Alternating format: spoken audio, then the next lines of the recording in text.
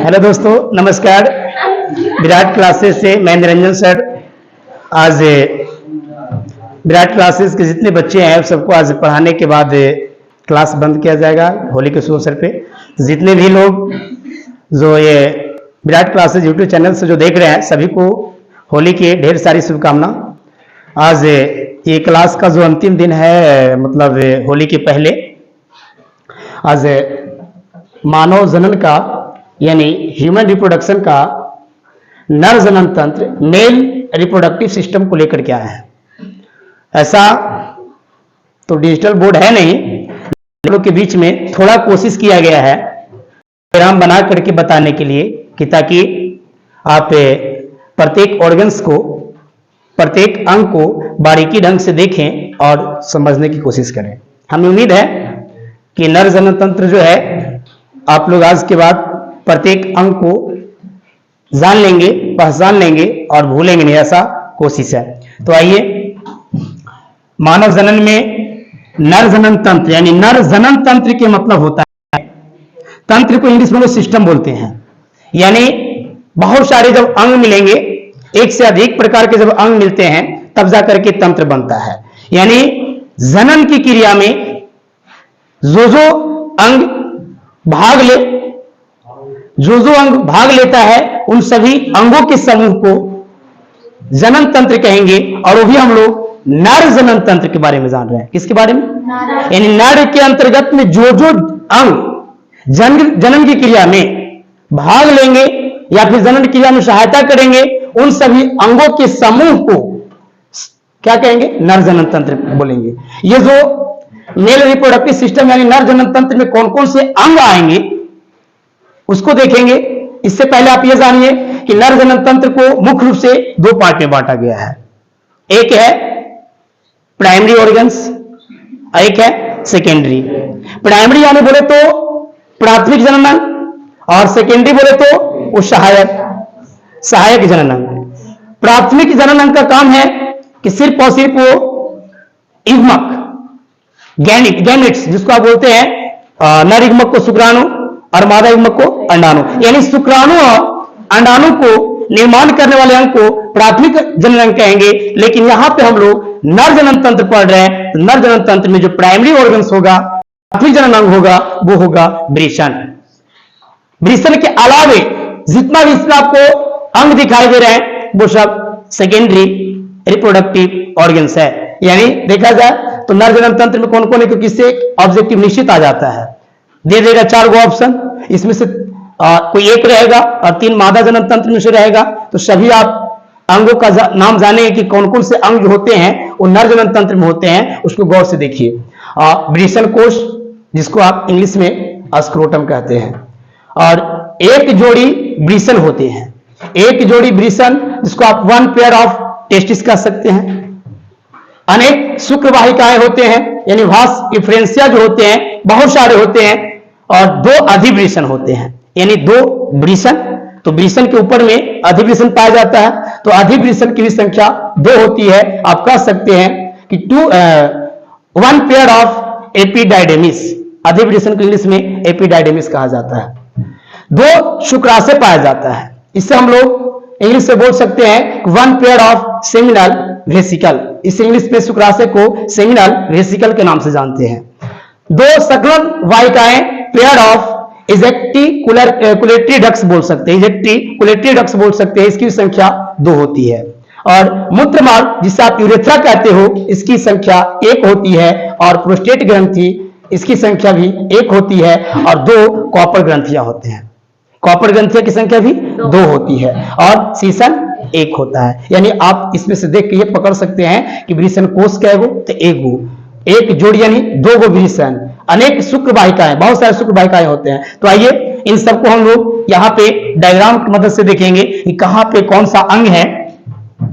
ये डायग्राम आपको दिखाई दे रहा होगा, इसमें आप देख रहे हैं कि अलग अलग हम करके दिखाने की कोशिश किए हैं। लेकिन मेरे बच्चों, ये जो वृषण कोश जो होते हैं,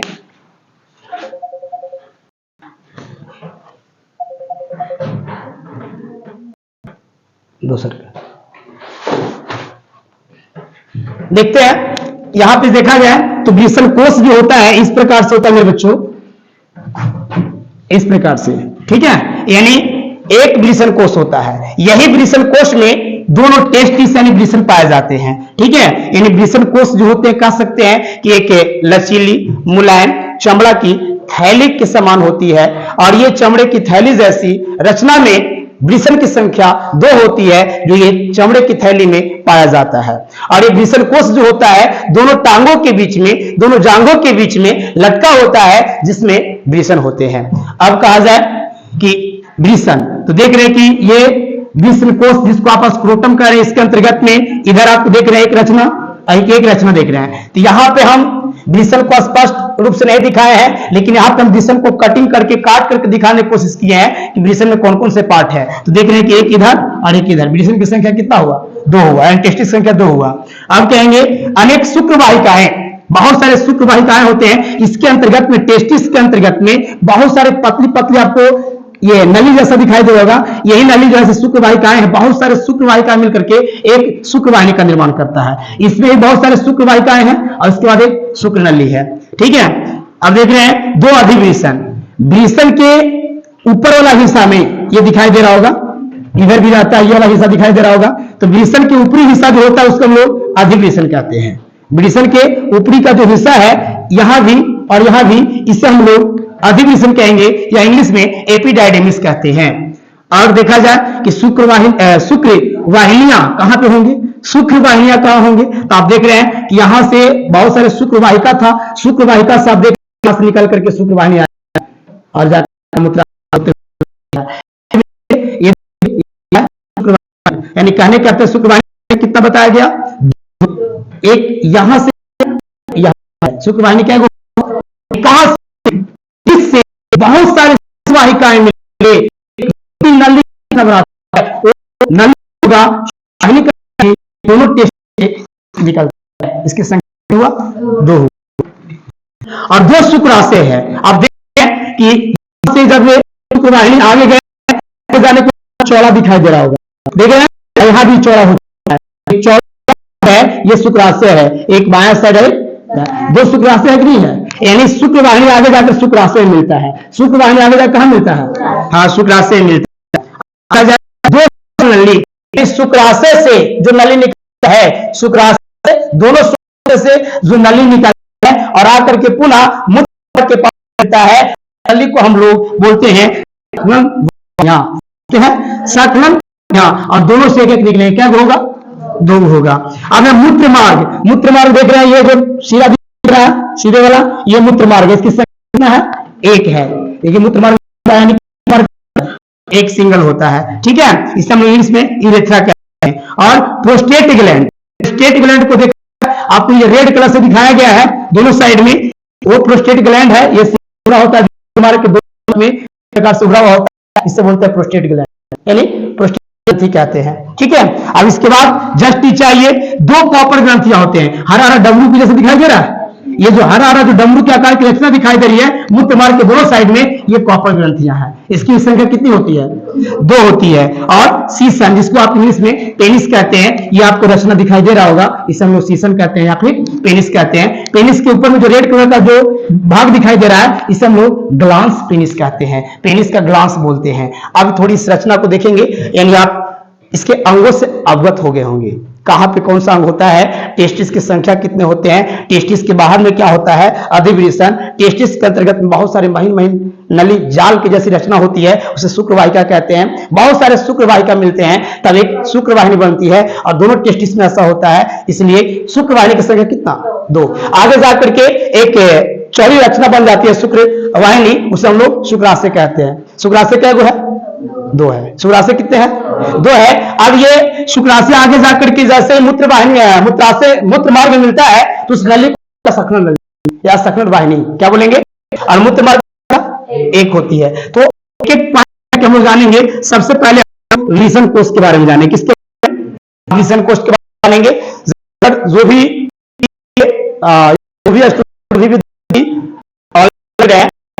तो मैं गुजारिश करूंगा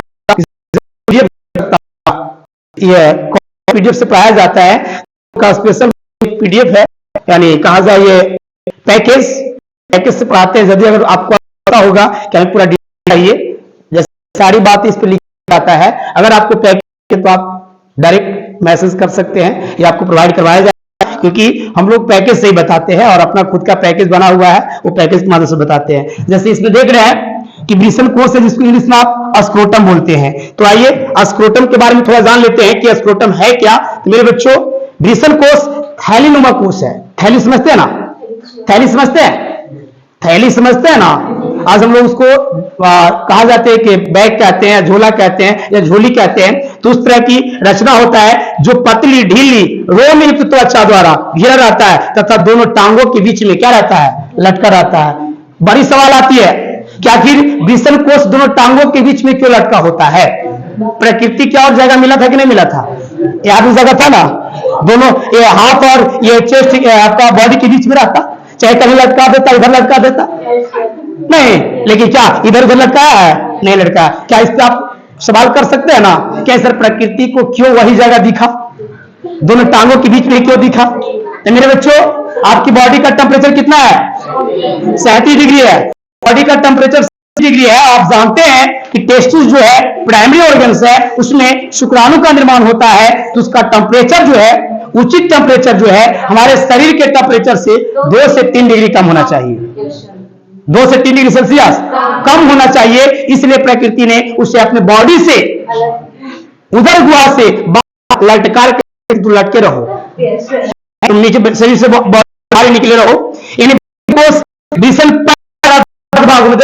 यहाँ भाग में दिखाई दे रहा है। हम एक टेस्ट नहीं है, इस प्रकार से टेस्टिस रहता है। देखो इसमें टेस्टिस ऐसे रहते हैं। तो एक पट्ट के द्वारा, किसके द्वारा? एक पट्ट के द्वारा 2 भागों में बटे रहते हैं। ब्रिसल कोष में ही एक जोड़ी ब्रिसल सुरक्षित होती है। देखिए तो बच्चों, ब्रिसल कोष में क्या है? एक जोड़ी बोले तो 2 गो, एक जोड़ी बोले तो 2 गो। हंसने की तो बात है हाँ, आ जाओ। ब्रिसलों का तब ना बोलते हैं ऐसा सर आप लोग को कि सर से मतलब बायोलॉजी पहले पढ़ा लीजिए, बाद में पढ़ाइएगा। और इसमें हंसते ही कोई बात है? बताओ, आपकी बॉडी की ये अंग है, इन सभी अंगों को आप नहीं जानोगे तो बाद में बड़ी दिक्कत होती है। अरे भाई, बायोलॉजी जानना अति आवश्यक हो चुका है, अन्यथा नरेंद्र मोदी जितना नारा लगाते रह जाए कि हम दो हमारे दो, जब तक ये शिक्षा आपको मिलेगा नहीं तब तक हम दो हमारे अनेक रहेंगे। ठीक है, क्योंकि उनको पता ही नहीं चलता है कि कब कब जनसंख्या बढ़ाना और कब कब जनसंख्या घटाना है नहीं? आ जाओ। तो आपका ब्रिसल में ही एक जोड़ी ब्रिसल सुरक्षित होते हैं। ब्रिसलों का उधर के बाहर ब्रिसल कोष में स्थित होना इसलिए आवश्यक है। सुन लो क्यों आवश्यक है? क्योंकि बॉडी से बाहर इसलिए इसको रखा गया है कि ताकि टेम्परेचर जो है बॉडी से 2 से 3 डिग्री टेम्परेचर कम होना चाहिए सेल्सियस में, इस ताकि उसमें शुक्राणु का निर्माण आसानी से हो सके। बच्चों, ब्रिसल कोष का कार्य है कि एक जोड़ी जो ब्रिसल है उसको ब्रिसल कोष में सुरक्षित रखना। ब्रिसल कोष का एक ही काम है, उसको क्या करें? सुरक्षित रखें। ठीक है, तो ज्यादा लंबा वीडियो बनाने में ठीक है नहीं। इसके बाद में ब्रिसल कोष के बाद हम जानेंगे किसके बारे में? ब्रिसल के बारे में। किसके बारे में? यानी टेस्टिस के बारे में जानेंगे। टेस्टिस कैसा है, उसके अंतर्गत में कौन कौन सी कोशिकाएं हैं और कौन सा हार्मोन का निर्माण करता है, इसके बारे में हम लोग नेक्स्ट क्लास में जानेंगे। ठीक है, धन्यवाद।